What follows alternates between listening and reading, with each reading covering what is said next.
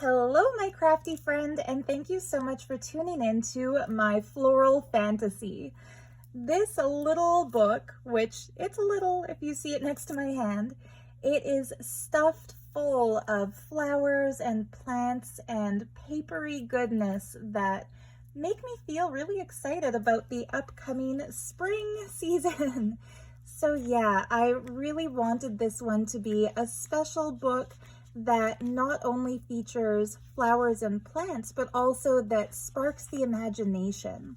So the cover is made with this unbelievable embroidered Indian textile that I've been kind of hoarding for a while, trying to figure out what would be just the right project to use it for. And rather than putting it inside a journal, I felt like it's worthy of being a cover. So it just reminds me of a children's book or a tropical jungle exploration. The deep blue background and the bright pink flower, it just screams fantasy garden to me. And so I've decorated it with some tassel trim and of course added a removable dangly boho bead. I have so much fun making these boho beads, pardon the cat hair. Using up different pieces of sari fabrics and trims, and I tried to kind of match the color scheme in this one. And while making junk journals is my crafting passion, my sort of personal spiritual passion is crystal healing, which you can tell by all the gemstones I love to wear in my videos. I make those. I've got an Etsy shop for that stuff too. But I feel like adding some natural stones to every journal is a way to kind of unite these two passions. So this one, because it's a natural plant flower theme, I decided to add some green stones in the forms of green aventurine and prehnite. Green gems are believed to stimulate the heart chakra, which is the center of our personal energy that kind of bridges our lower chakras with the higher chakras, allowing us to be equally comfortable in regards to our day-to-day life. So our comfort, our physical health, our relationships, our work, our pursuits in the material world, as well as our spiritual drives. So our intuition, our connection with the higher realms, our religion if we're religious, or meditation practice if we're more spiritually inclined. And they're perfect for a nature-themed journal because they also deepen and awaken our connection to Mother Nature, Mother Earth, the planet on which we live, the plants, the animals, our co-inhabitants of this beautiful realm, and a little bit of garnet for grounding. And it's a really cool little head pin that this is on that has a red Swarovski crystal.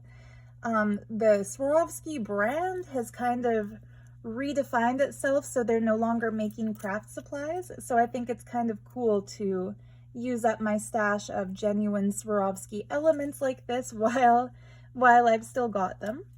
So yeah, that fun piece, you can either keep it on your journal or take it off. The closure is some ribbon that I've put through these pretty little blue eyelets.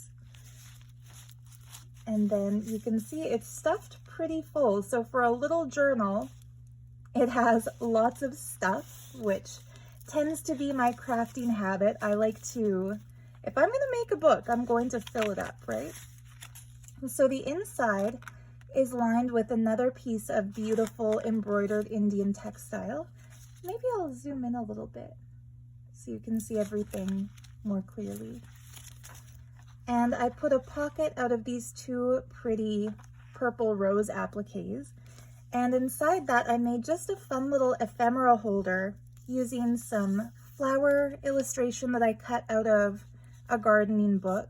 Attached that to some antique German book page. And then just made a little pocket by folding it over on the inside, adding a strip of pretty coffee-dyed paper. And I made just a couple journaling cards out of more of those illustrated pages. They're just blank on the other side, but inked up to look a little bit more aged. and a little piece of wrapping paper that has a William Morris design on it. So there's good journaling space, but also a little decorative. This is some beautiful hand-stamped Indian paper. So it's handmade Chatty cotton rag paper that is a little fold out with that really cool floral design. And then on the other side of the fold out, these leaves are actually from a Victorian scrapbook, so they are authentic to the late 1800s.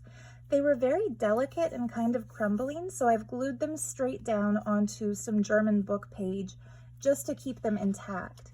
And that is a little tuck spot in which I've hidden another little snippet of William Morris wrapping paper. You can tuck whatever you want there, keep your secrets in it, maybe write a little secret message to self that only you know about. And then of course for the dark pages like this, you can do your journaling in gel pen or paint something using metallic watercolors. There's so much you can do on pages like that. This page is some coffee dyed paper with a little 3D flower piece. These leaves behind the flower are also authentic late 1800s Victorian scrapbook decorations, but the flower is a new piece. So there's a good mix of old and new in this journal. I love how this one turned out. It's a coffee dyed piece of bluish paper, and where the coffee soaked through, instead of darkening the page, it actually lightened it by washing away the ink. So it gives a really cool sort of reverse image. This page I made a pocket by printing one of my Victorian calling cards, and it flips up and it's lined with a copy that I made of an old stamp collector's book page. And then I put a little collection of washi tape samples in this pocket in styles that kind of coordinate to the journal. I think this one is probably my favorite of the washi tapes. It has these gorgeous little succulents on it. I've been hoarding this stuff because it's just so pretty and so special. But you can either use it as a washi tape, or you could take a pair of craft scissors and carefully cut out the little succulent images and use them as little stickers. And so yeah, 5 different washi tapes that kind of coordinate to the colors and the theme of the book. The old me would have used the washi tapes to decorate the book myself, but the new me has decided a few books ago that I'm going to include lots of different little elements like these genuine vintage stamps, and instead of gluing things down, try to leave some room for whoever purchases the book to do their own crafting and decorating. So this is probably my favorite thing in the book.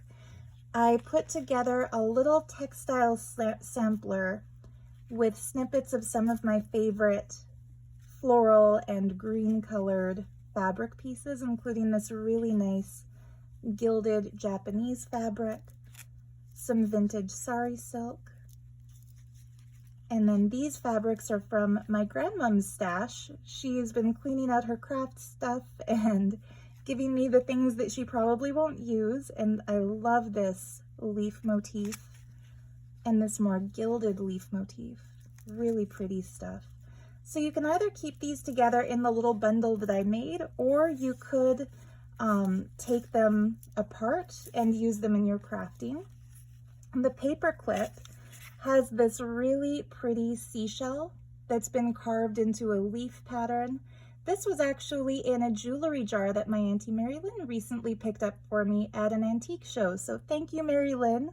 It was perfect timing because it fits this journal so well. And then on the other side, I clipped in this cute little stamp with a beetle. If you're not into bugs, you don't have to keep it. But I thought that is something you encounter when you go into a magical garden, right? And this is a really fun piece of genuine French ephemera. It's from 1958 from Paris, and based on my French skills, or, you know, wannabe French skills, the gist I get from it is that this is a letter to somebody who applied for a teaching position, congratulating them that as of the 6th of July, they will, oh, sorry, not 1968, 1930, maybe 1933. Anyway, as of 6th July 1932, the Minister of National Education congratulates them that they have been approved for that teaching position. Inspecteur d'académie, so it's like the inspector of the academy, maybe that means principal, is congratulating this teacher that she's hired. So I showed this to my mom and my auntie, who are retired teachers, and they both agreed that would have truly made somebody's day back in the day. I was tempted to keep this for my personal hoard, but I've kind of made a New Year's resolution to not just scan and use prints of my favorite things, but also to share the wealth. This is a book page from an illustrated encyclopedia of nature that my Auntie Marilyn picked up for me. She's given me a lot of really cool stuff for journal making. This pocket page, I've stuck in some playing cards that feature wildflowers of Canada. And it's some more embroidered Indian trim that makes that pocket. This is a piece of genuine antique wallpaper, or I guess vintage wallpaper, almost antique, from 1928 from a Sears wallpaper sample book. It has the prettiest little silver lines running through it, and it was full of little tears and holes, so I've used these fussy cut butterflies and moths to just kind of cover the holes and hold it together. And then on the back, I've held it together with just a snippet of machine lace. And I thought it really fit the theme of this book because the name of this particular wallpaper style is Fairy Bower. So again, the magical garden theme. It's not a magical garden without some fairies. This is another one of my favorite embroidered trim pieces. I've used it as a pocket, and inside I've put just a snippet of this old printer paper. That was just a little bit of fabric fuzz. But yeah, it's been a little bit torn up. My kitty got a hold of it, and these are little cat bite marks, and I think that that actually makes it even cuter. I don't know about you, but if you're a cat person, you'll probably get it. So you definitely don't need to keep this roughed up little piece of printer paper in the journal, but that's to show that this is a functional little pocket.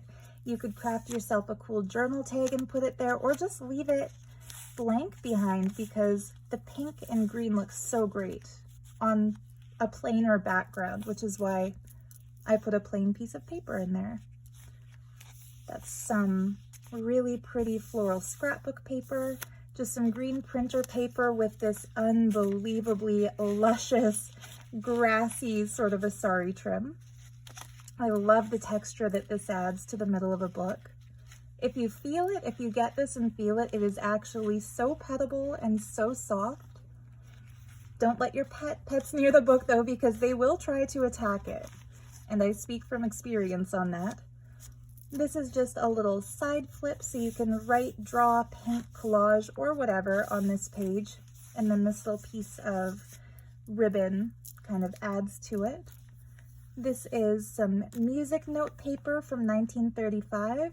I couldn't help myself. I did glue some stamps down on that page to decorate it. The pink and kind of aqua green just so perfectly mimic the cover colors. That opens up, and I've put a little sampler booklet just stapled together of 4 more William Morris wrapping paper prints. So these could be used for collages or card making, or you can just keep it as it is and just write on the backs of them as some great extra journaling space. This is some avocado dyed paper that I made last year, and I actually have saved some avocado skins to make more of it. I just get very lazy when it comes to preparing the concoction to do avocado dyed paper. I don't know, if you dye your own paper, let me know in a comment how you get the motivation to do it, because it's very worky. I folded it over, added a strip of this pretty fabric from my grandmom's stash. The sunflower, and the pretty, just pretty botanicals. And into that I put a little bit of antique paper. I think it's Japanese, but it could also be Chinese characters. It's so old, it's not yellowed by coffee dye. That is natural age. I found this at one of my local antique shops and just love adding it to books. This daisy fabric is also from my grandmom's stash, so that's just another little fabric flip. And that brings us to the center of the signature, where I added this gorgeous little sunshiny yellow, kind of a coaster doily. And I found this at a thrift store in the Rocky Mountains. So the dangles from this one are vintage beads from one of my thrift shop jewelry jar finds with a little green wooden bead. And then this one, this green stone, I think it's also green aventurine, but it's hard to say since it was part of a jewelry jar and didn't really come with any identification. This was also in the jewelry jar my Auntie Mary Lynn recently got me, so a couple goodies that made it into this book. And this pretty glass bead with the green flowers. I don't know if my camera's picking up the detail, but in person it just looks so gorgeous. There's something really magical about light colors within dark glass. So this pocket page, I added a genuine Victorian calling card. Not really a calling card. I think this would have been their equivalent of the gold star a teacher puts on your work if you're doing well, awarded for punctuality, industry, and good conduct. And the back is just blank. You can see the natural aging. So again, that's not coffee dye, that's real, authentic, antique staining. That's not glued down, so you can take Queen Elizabeth out if you don't want her in your book. I just put a little cute leaf charm to dangle off the edge. And then this is just cut from a printable, so you can glue it down and use it kind of like a sticker if you want to. Instead of gluing it, I pinned it down to give you the option. The other side of that music paper from 1935, I did put a little floral sticker on it. I've got to do some decorating, right? So this page, this is actually a piece from a gift bag that I love to use in journals because it just adds so much beautiful shine. And these pages are from an old crafting magazine from the 1960s. And I thought the gladiolus bulbs, just added to the floral garden theme. As did, of course, the tomatoes, the begonias. So, and again, that's not coffee dyed, that's genuine aging on the vintage paper. On the other side of this little tuck spot, I put a piece of this French book from 1912 that's all about architecture and engineering. So this was part of the legend at the back and would make a very cool addition to collages and such. That strip folds over so you can write a little secret note. And then on the other side, I made a pocket using a piece of really stunning vintage beaded Indian fabric. I love the beads, I love the sequins, it just looks so rich and so opulent. And I like to play a lot with colors when I make books like this. So from the grass green stuff hanging out the edge, and then the beautiful red fabric here, putting as a liner the William Morris design that has those same kinds of colors, it just makes this page really pop to me. I think this might be one of my favorite pieces in the book, just the way it all came together. And I put a little sample of more of that paper in here, so that can be used for your collages. And one thing I like to do with things like this is when I pack up my orders or send a letter to one of my pen pals, I like to decorate the envelopes. So I might glue something like this down on the back and then, you know, put a strip of washi tape and just use it for that kind of collaging. And there's also a little set of 8 really pretty golden stickers that feature crystal clusters with botanicals. So I love seeing the purple flowers coming out of the amethyst, the orange flowers coming out of the carnelian, the sage coming out of the smoky quartz. Like, they're just so pretty. And my way of sneaking in some more crystals into a floral themed journal. There we go.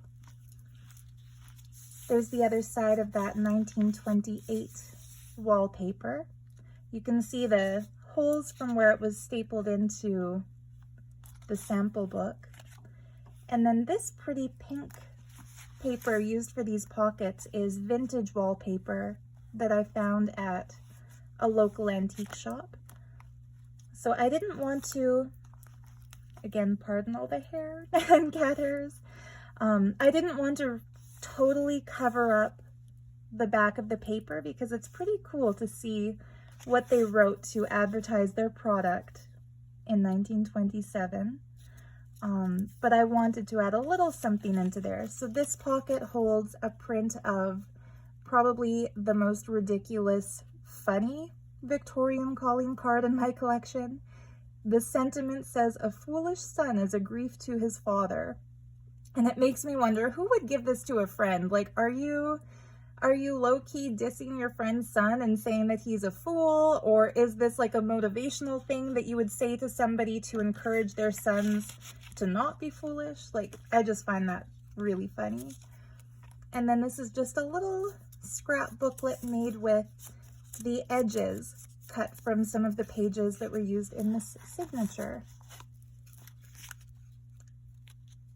And it's little things like that that I think make junk journals. Like, you don't want to throw anything away. You want to use every last little bit of paper. I just love that. Love that subtle design.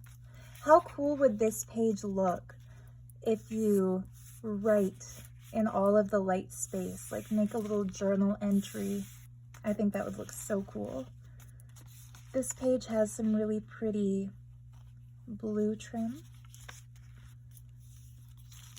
This is the other side of the page that had the botanical illustrations from the American Nature Encyclopedia. I just made a little pocket by cutting out this decorative element, added a little snippet of a cut piece of fabric from an old scarf. And then here, I made a copy of a French antique document from the 16 or the 1700s. It's very, very old. I bought it from one of those antique French paper dealers on Etsy. I forget which one right now, but I think Forever French. I did a whole video unboxing the stuff that I bought from her. So if you're curious, you can check out my channel and find that video.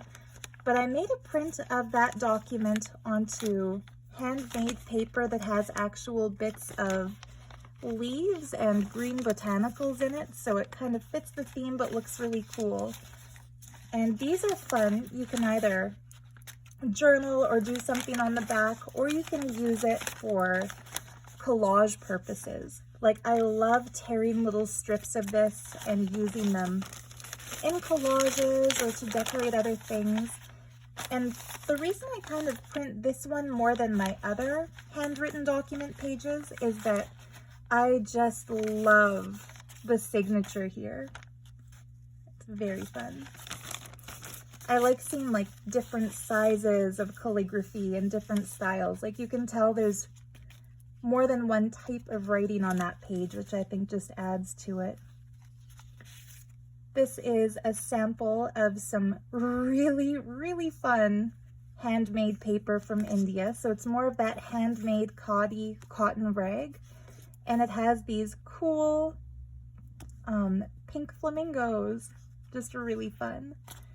And then to make the pocket on this one, I took just the corner of an old envelope. So that 17-cent green Canada stamp was originally on it. It was crumbling. It was in a bag of stamps my mom gave me for Christmas that were still attached to the original paper, the original envelope. So I thought that was really cool. And I added a British stamp, 2.5 pence. I love seeing the Queen when she was young and on the pink background to go with the green to fit the journal theme. But I especially love the little dragon or the phoenix or whatever that thing is. It just looks so fantastical. I think this paper is probably my favorite of the Indian handmade papers. The other side of that vintage book page. I added a sticker here because the envelope was kind of falling apart and I thought that looked prettier than tape.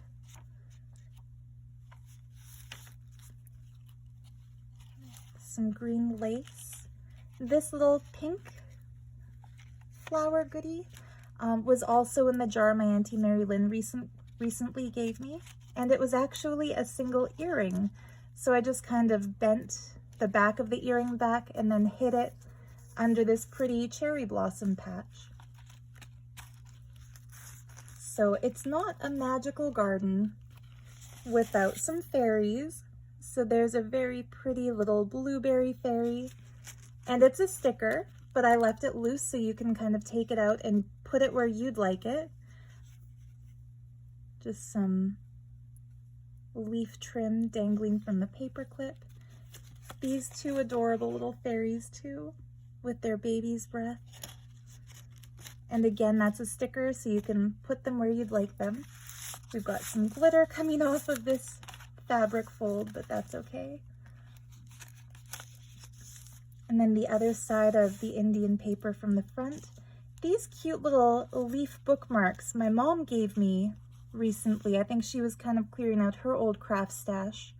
They are very, very, very delicate. So they are kind of, a couple of them have little, like this one has split. So just as a little warning, I wouldn't recommend keeping them loose forever. What I would suggest doing is gluing them down onto something so that they stay intact. But I thought they added some fun kind of movement here, the way the little strings hang over the edge. And that brings us to the back of the book. So the back, I've made a pocket out of this pretty green embroidered Indian trim.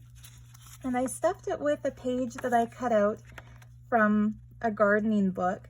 I was going to make this the center of the signature in this journal so that it flips open and you get the full effect of the picture, but I just couldn't bear to poke holes in it, and I didn't want to glue it down and lose the image on the other side, which also looks pretty cool, I think. So the problem of what to do with that little piece of paper is now passed on to you if you choose to buy this little journal. So yeah, that's it. I think it was a lot of fun to make this little one, and I think whoever gets it will probably have a lot of fun filling it up. Maybe go for a little walk in the spring or the summer, collect some little flowers, put some pressed flowers in it, write down about your springtime gardening adventures, leave little notes to the fairies, do whatever you like with it, but I hope you have as much fun filling it up as I had putting it together, or that it inspires you to maybe make your own variation of a floral fantasy book. Last thing, the ring that I wore on my index finger for this video was also from one of my antique jewelry jars, or vintage jewelry jars. You get them at antique shops, but I think it's probably more vintage stuff than antique stuff. Anyway, I was going to remove this from the ring base and glue it down somewhere on the cover, but it was just too pretty to take apart. So this ring is also my little gift to whoever gets the journal. In fact, wouldn't it look cool? Just added to the closure here. I'm gonna try that right now. Oh yeah, the colors just go so well with that ribbon, don't they?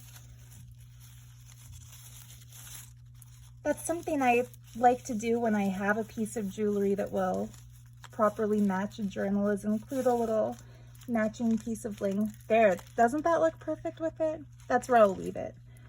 So yeah, there you go. The listing for this little journal, while it lasts, to my Etsy shop will be in the video description. I'll make sure it's available from the time I publish. Thank you again so much for tuning in. Happy crafting, happy journaling. Much love to you. Bye for now.